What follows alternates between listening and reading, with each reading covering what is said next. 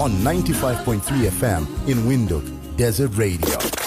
The Bold Voice. Look, I think maybe let's start off by saying, look, there are no divisions really, and there are no factions. Look, I mean, like in any family, there are always sibling differences, sibling, disagreements, and especially after a loss of really the head of the household, so to speak. You know, even among the siblings, there's always some jostling for positions and so on, which is also what is happening here in this case. Like you said, after the passing of our paramount chief, Advocate Bekwiru Koro, obviously there's a process of succession has to kick in. But then there's always then the customary law, the position that the traditional authority consists of certain institutions, which are very, very important in the running of the affairs of the community. And among those are the Chiefs Council. The Chiefs Council consists of primarily elected officials or elected traditional leaders from the community. And then, of course, then there's Senate, which is an expanded version of the Chiefs Council. And the Chiefs Council has what they call a chairperson and a deputy chairperson. So the chairperson, therefore, is really the most senior person. And also historically, and also in terms of the customary law, that's a person that becomes a custodian or the caretaker during the transitional period. So that's normally what happens. And then unfortunately, Arana, there's not been a she so far. She's still coming. He organizes or sets in motion then a process where then the succession will actually happen. So that will actually then mean organizing the Chiefs Council meeting where these things are discussed, because it's the Chiefs Council's meeting where the succession is actually formally discussed, and then the Senate is then convened, usually after 90 days, and that is where the nominations and the one call it the contestation actually happens, and then ultimately the successful candidate emerges, and then that person is then designated as the paramount chief, and then of course then we have to follow the prescriptions of the Traditional Authorities Act by writing to the minister, and then the minister then does the rest of the process for ultimate the formal designation and so forth. So then what happens is that now I think there was just that misunderstanding at the beginning, where the chairperson of the Chiefs Council, in this case Mbaraka Puo, is the chairperson, so he's actually the most senior person. So he kept on insisting, and he keeps insisting that, and that is actually the position as well, which we have also confirmed even with the Ministry of Urban and Rural Development, the director dealing with this, that the chairperson then becomes the caretaker. So he says, look, I'm the person, of course assisted by his comrades within the Chiefs Council, to actually then lead this process. Now, unfortunately, what happened is that Professor Kashiwa, who was the Secretary General of or right-hand man of Paramount Chief Rukoro, him and a few of the colleagues then decided to form what they called a transitional committee. Yes, that's right. Which consisted, I think, of 4 officials, and then I think 3 or 4 traditional, also members of the Chiefs Council.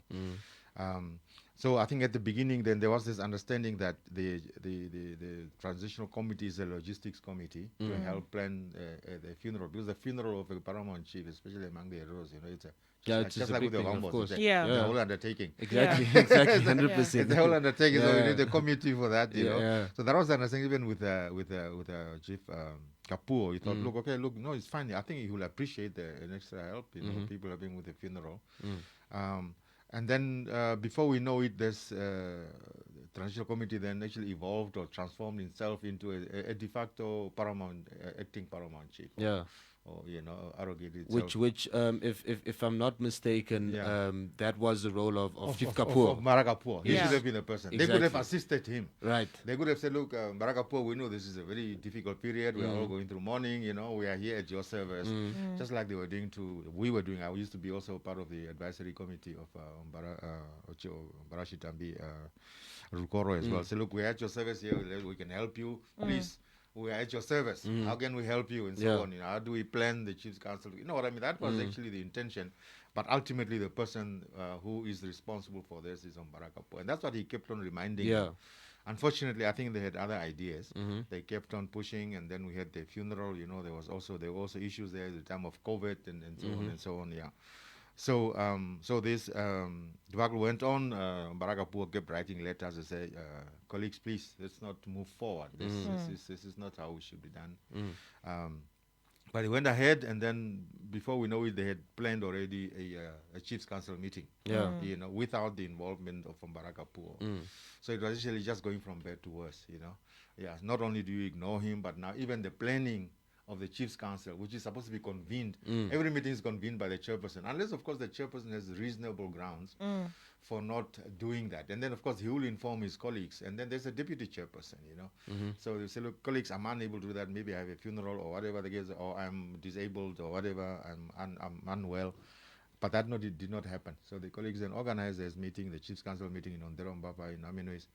And then the next thing we know is that they have already designated a paramount chief. And we said, look, colleagues, but it doesn't work that way. Look, so you can see already there's just almost like a comedy of errors, missteps right from the beginning. So not only do you bypass the legitimate chairperson and therefore the caretaker chief, paramount chief, but then you go on and you organize all of these meetings, and then you designate somebody. And then even if for argument's sake, even if the meeting in Onderombapa, the Chief Council meeting, had been organized properly by even Chief Kapoor or so, that is not the forum where you designate a chief.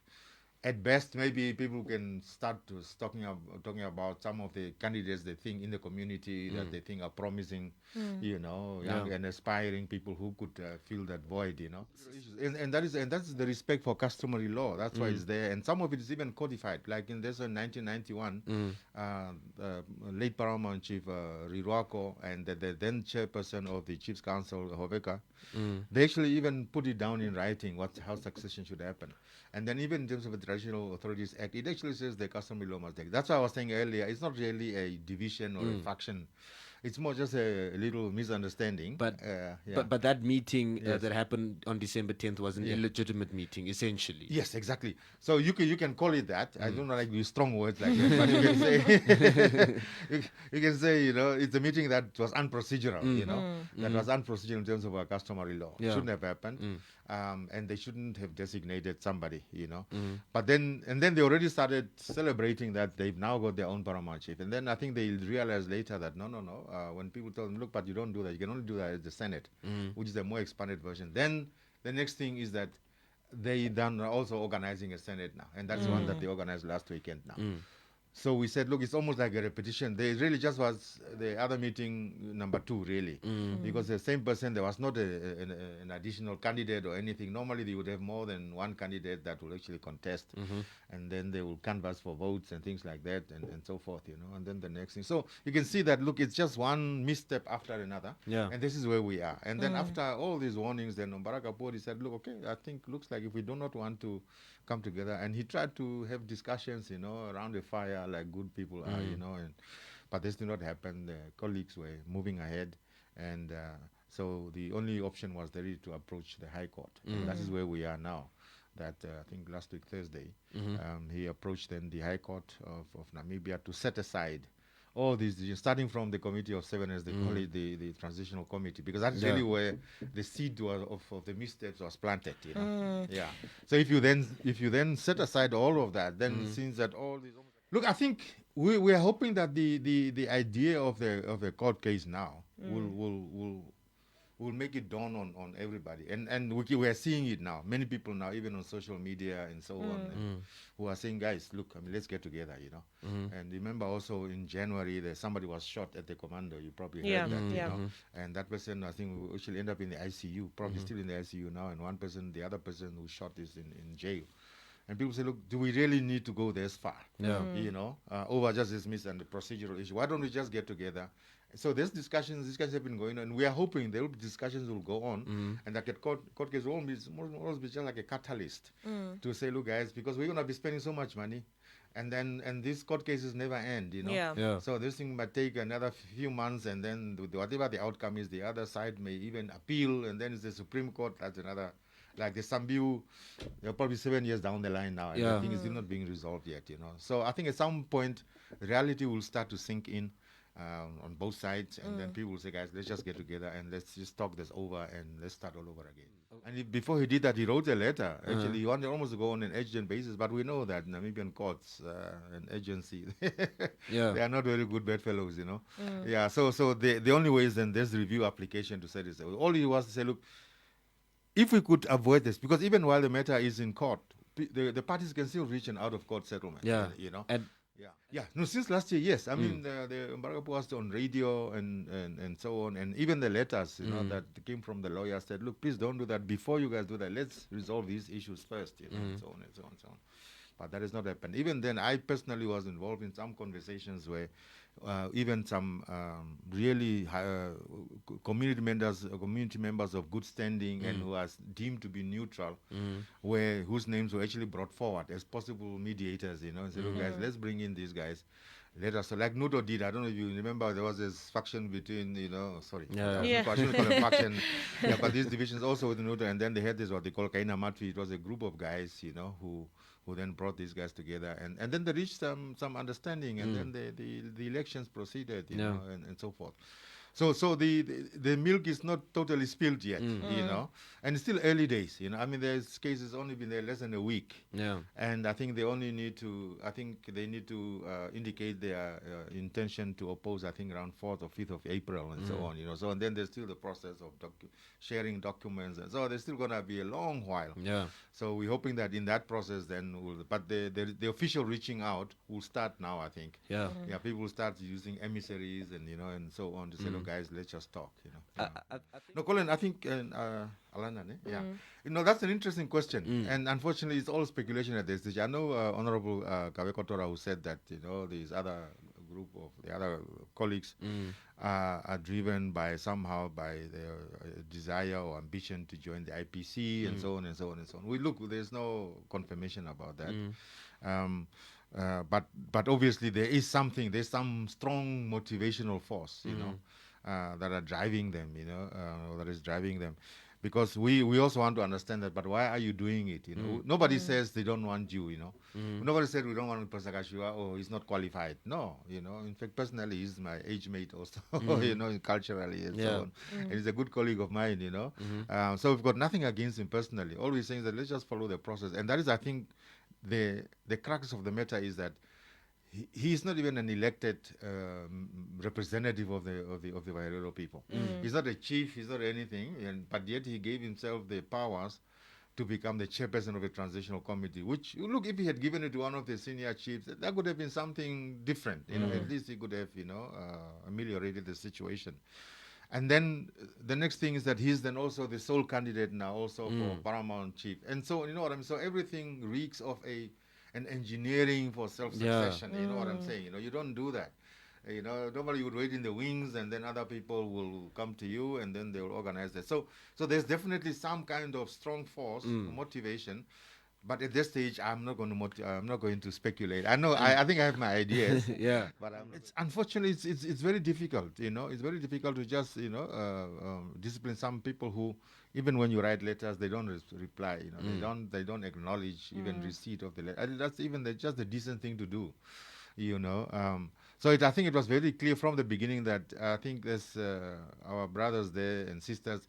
They had set up their mind. They had already made up their mind that, look, come hell or high water, this is their way or the highway. You know what I'm saying? They're gonna do this thing here. You know?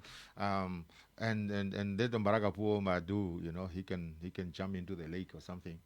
But they're gonna do what they do. So the only way, because these the disciplinary processes are is a drawn out process and things like that and so on. And we do not yet have they call these traditional courts and things like that, or disciplinary committees. It's going to be difficult. But those are things definitely for the future that I think we can consider. But for now, I think the best option was to go to court. But there's also other provision inside in the Traditional Authorities Act, Section 12, that talks about when there's a dispute. Normally you would write to the parties to the dispute. They sign an agreement, and then they approach the minister, and then the minister investigates. He may set up a committee to investigate this, and then he may even take it to the Council of Traditional Leaders. So there's also that process there. So there's an alternative remedy also for this, but all of these things can be explored, and these are all possibilities, but these are drawn out processes. All we are saying is that whatever happens, the affairs of the traditional authority will continue. So it's not like there's a breakdown in the affairs of the community, because the legitimate chairperson will continue with the activities of the traditional authorities. Will continue to call. I think there's also a process now to call it a properly constituted chiefs council, just to discuss the affairs and just to look at what is happening in the community and so on and so on. Yeah, and then we also heard about the reparation walk in March this year in Swakopmund, and then also in April there's the commemoration of the Great Okanjira battle. That's when they really clobbered the Germans before they brought in von Trotta, the machines to do the demolition. Yeah. So these affairs will continue. It's not like there's a breakdown in the affairs. So it's just that unfortunately these procedural issues have to be resolved. One way or the other, whether it's through the courts or through Section 12 or whatever other means, or through conciliation or whatever, through just some kiss and make up or whatever the case might be. But these matters have to be resolved before we can come back to normalcy. And they're interested, and that's why we say there are no factions. They are not like competitors, in this issue. There, he's an old man. I mean, he said it himself in the radio. He said, "Look, I'm not interested. I've had my days. If I had wanted to contest, I would have done it long time ago. Now he's over 70, and all he wants is like, as the custodian, even according to the act, he's the custodian of the community. He just wants the process, so that when he bows out, then he knows that he has put the authority on good grounds.